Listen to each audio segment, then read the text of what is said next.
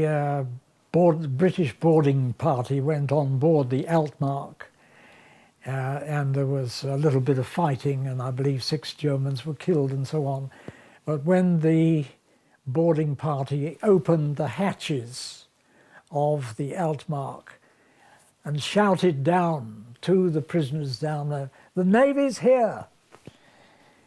This was reported, and the next day, of course, when it was reported in the British papers, all the headlines, "The Navy's here," was all in the British headlines, and it was, of course, considered a great triumph.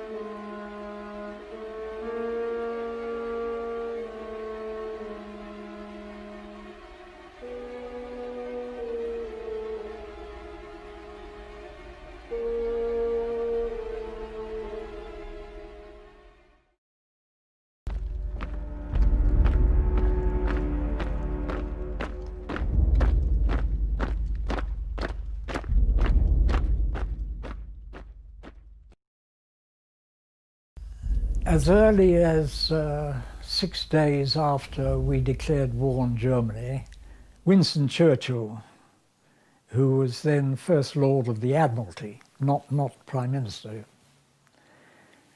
decided that we should have a barrage of mines stretching right the way from the Orkney Islands in north of Scotland right across to Norway. This was mainly in order to prevent German ships coming down what are known as the leads, which is the stretch right the way down near the coast through the fjords, where their merchant ships were bringing iron ore from Narvik. A plan was devised mainly in France of using the excuse of sending French and British troops to Finland through Norway, through Sweden. And at the same time, attacking Baku in the south of Russia, to have this 2,000 miles apart two-prong attack on Russia. I've got the official accounts, reports of Parliament. This is the Prime Minister, who is Neville Chamberlain. And he promised Field Marshal Mannerheim, the President of Finland, that an expedition would be ready by May, and that this expedition would consist of, as far as we were concerned, of 100,000 troops.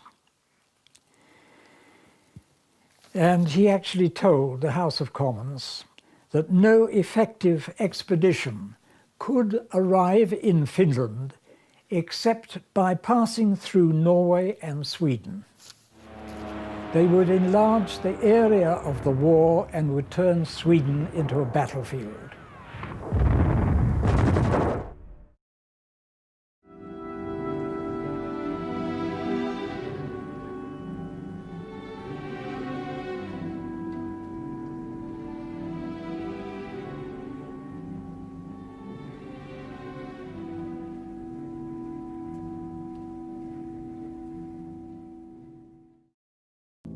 I was in the boiler room, in my engine room overalls, when suddenly the petty officer who was with me answered the phone, and he told me that the captain wanted to see me. So I went up to the captain's cabin, and there he was surrounded by his officers. I'd never seen so many naval officers before. And he said, "Oh, we have heard that you are a journalist, or were a journalist in peacetime." I said, "Yes, yes, sir." And so he then said, "I suppose you reported murders and things." I said, "No, sir, only a suicide so far." And so he asked a few other questions, and that was the end of it. And that was my only, at that time, it was my only connection with Vian.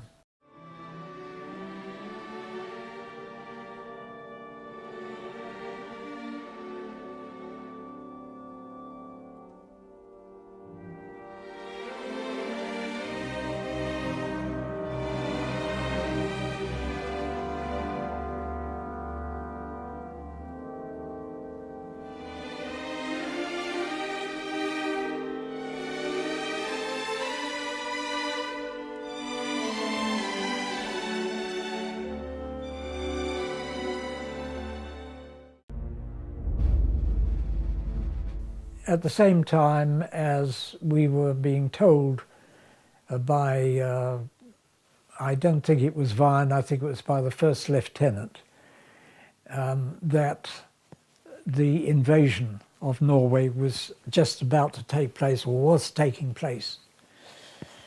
And so it was these British troops, which originally were for Finland, which were then embarked on these ships and taken over to Norway. We took the rear guard of the British Army, the very last 36 soldiers of the 5,400 who had to be evacuated from Namsos. We got into the open sea, I suppose, about 8 o'clock, and the first planes started coming over then. Bei Namsos blieben unsere Stukas dem fliehenden Feind, der sich bei Nacht und Nebel eingeschifft hatte, dicht auf den Fersen.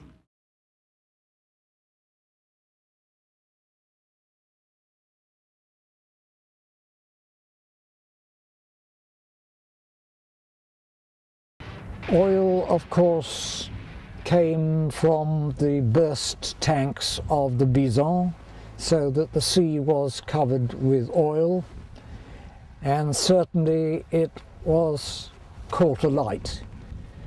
And the French sailors were swimming through the flames, and we picked them up, and they were in a terrible state when we picked them up and brought them on board, and many of them they went underneath. They couldn't stand the sight of seeing their comrades in their state. And I definitely remember us firing at the wreck, because of course it's a rule of the sea that you can't leave a wreck floating on the surface of the water, because it's a danger to other shipping, and therefore it's got to be sunk whether there are men on board it or not. And I distinctly remember these men who had not jumped into the water clustered on the stern of the ship, which by this time of course was tilting down like this. And one of them, I just distinctly remember being up one of the masts and the stern of the ship and kind of waving to us, more or less, I suppose, telling us, for God's sake, stop firing on us. And that was it. I didn't actually see her sink because I must have gone below on watch. I covered Spain. I filmed the bombings of Shanghai and Nanking. I saw large parts of Helsinki and Viipuri blown out of existence. But nothing I have seen in Spain, in China, or in Finland had 1/10 the shattering effect of that trip back from Norway. Ein neuer Bombenregen. Treffer auf das Hinterdeck.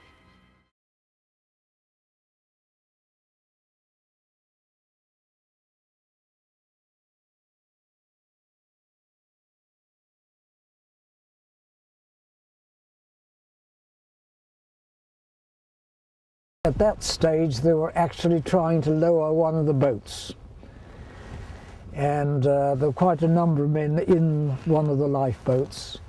And then the must have been the Captain Vian, I suppose, who countermanded this, and said that there was another destroyer coming alongside, and therefore the boats had to come in again. The men started going overboard into the two destroyers. So we pulled away, and the Afridi,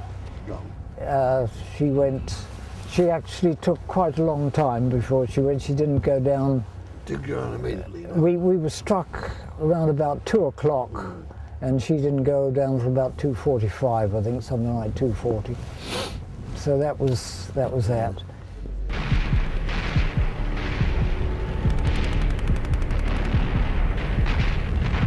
That is the end. The British and French troops are now back home. They showed their courage on the frozen front and through the heavy bombings you've just seen.